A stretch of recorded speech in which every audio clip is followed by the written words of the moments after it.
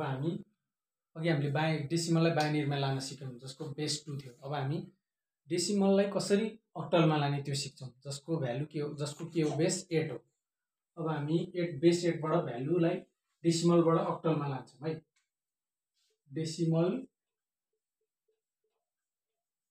To octal. अब decimal to octal एक्जाम्पलको लागि हामी 989 भन्ने भ्यालु एउटा र्यान्डम भ्यालु लियौँ। अब यसलाई कसरी अक्टलमा लाने जसको बेस 8 हो। अब यसलाई के भन्न सक्यो हामीले 989 को बेस 10 डेसिमल भनेको बेस 10 हो है। त्यसको वाट बेस 8। अब 8 ले डिभाइड गर्छौँ।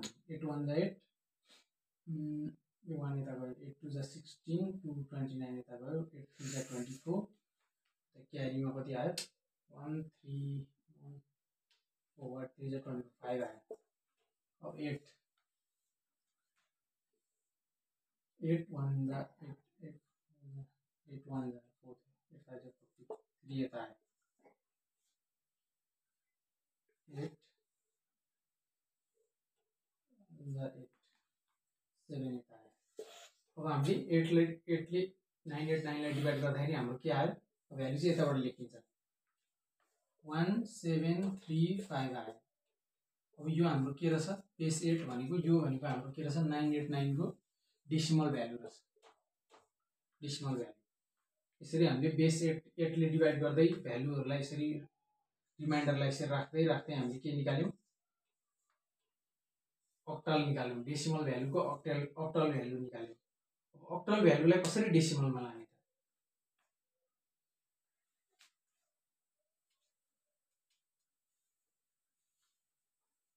अब अक्टल इन्टु डेसिमल है। अब हाम्रो octal to decimal octal to decimal. अब एउटा र्यान्डम नम्बर लगाउँ ल 7 भन्दा मुनि हुनुपर्छ है 1327 यो एउटा अक्टल भ्यालु हो मानिलिनु।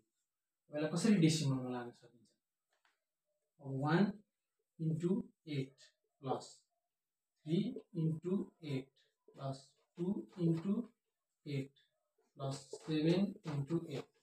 अब पावर यसको पावर कसरी कुन फर्ममा जान्छ 0 1 2 3 भएर जान्छ। अब यसको डिभिजन गर्ने 8 को पावर 3 भनेको कति भयो हाम्रो 512 प्लस 8 को पावर 2 भने 3 इन्टु 64 प्लस 8 को पावर 1 भनेको 1 नै भयो 2 इन्टु 8 प्लस 7 इन्टु 8 को पावर 0 भनेको 1 नै भयो। अब 512 प्लस 3 इन्टु 64 3 4 जा 8 3 4 जा 12 अनि यता गयो 3 6 जा 18 19 192 प्लस 2 8 जा 16 प्लस 7 1 जा 7 5 1 2 प्लस 192 प्लस 192 प्लस 16 प्लस 7 यसको हाम्रो डेसिमल भ्यालु कति आयो 727 आयो। यो हाम्रो डेसिमल भ्यालु हो के को 1327 को। यति हो आजलाई।